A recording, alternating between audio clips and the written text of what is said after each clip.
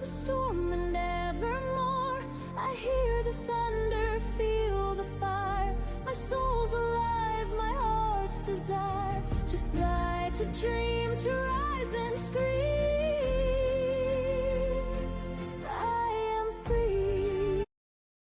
James Burns, who served as Secretary of State under FDR, said the difference between successful people and average people can be summed up in 3 words, and then some.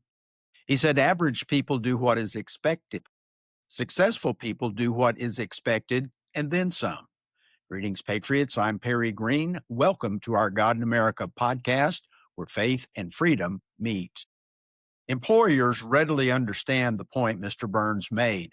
One employee works for a paycheck, doing the minimal requirements. The second comes in early and stays late, not only for pay, but for the betterment of the company through servant leadership, which will get the promotion. Today's message is about doing more than is expected.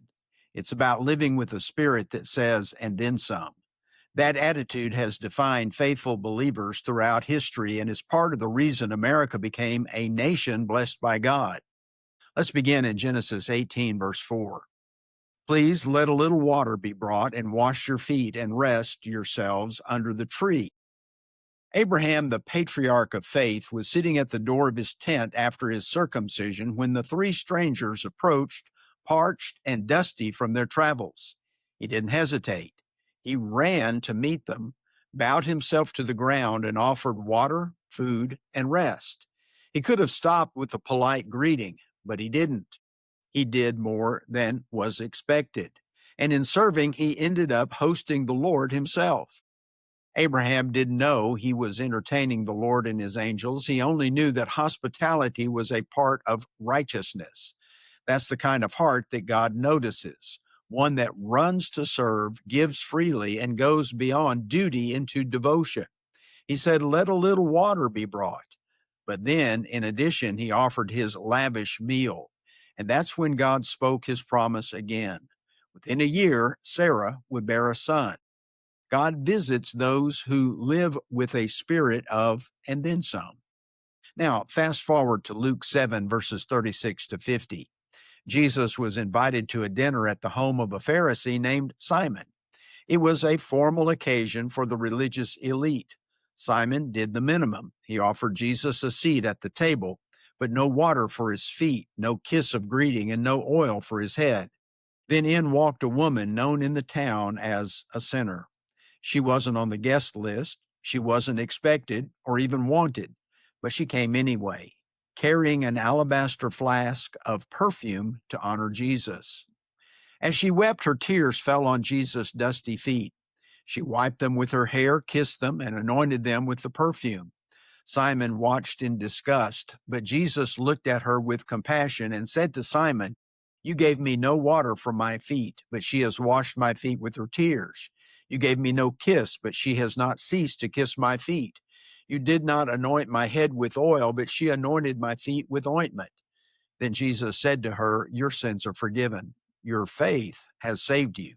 Go in peace. The woman did what Simon wouldn't. She gave her love, her humility, her best. She did more than was expected, and in so doing, she found forgiveness and peace through her faith.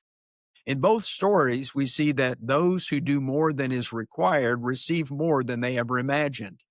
God honors the extra mile, the open hand, and the broken heart that pours itself out in love. As Jesus said in Matthew 5, verse 41, whoever compels you to go 1 mile, go with him 2. The extra mile is where faith lives and God's blessings flow. That same and then some spirit built this nation. Our ancestors didn't settle for comfort. They prayed, fought, and sacrificed for faith and freedom. They didn't just seek independence, they sought God's favor. Like Abraham, they invited the Lord to dwell among them. Like the woman with the alabaster jar, they gave all they had, and America was born from that generous faith. Today, even in the church, we often live in a minimum requirement culture. People ask, what's the least I have to do, instead of what more can I give? When we do the least, we often act out of a sense of obligation rather than love and devotion. The gospel, like liberty, calls us higher.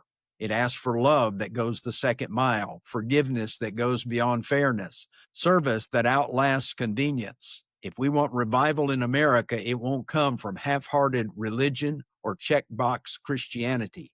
It will come from believers who love God like that sinful woman.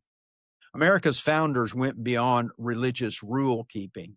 They were devoted to God and their affiliation with Him. The gospel affected them, not with legalistic behavior that would have accepted the least obligations, but instead by reaching for the most significant opportunities. The good news of Jesus is about a reconciled relationship based on God's love for humanity that has been lost. The Patriot leaders expressed it this way when they signed the Declaration of Independence: with a firm reliance on divine providence. That's a relationship. It's not a set of rules. Well, thank you for being with us today. Let's live with that and then some spirit in our faith, in service, and in freedom. Please visit godinamerica.com and share the message with others who still believe that God and America belong together. Please like, follow, share, and subscribe to our podcasts. As we close, let's keep the light of and then some burning. My soul's alive, my heart's desire to fly, to dream, to rise and scream.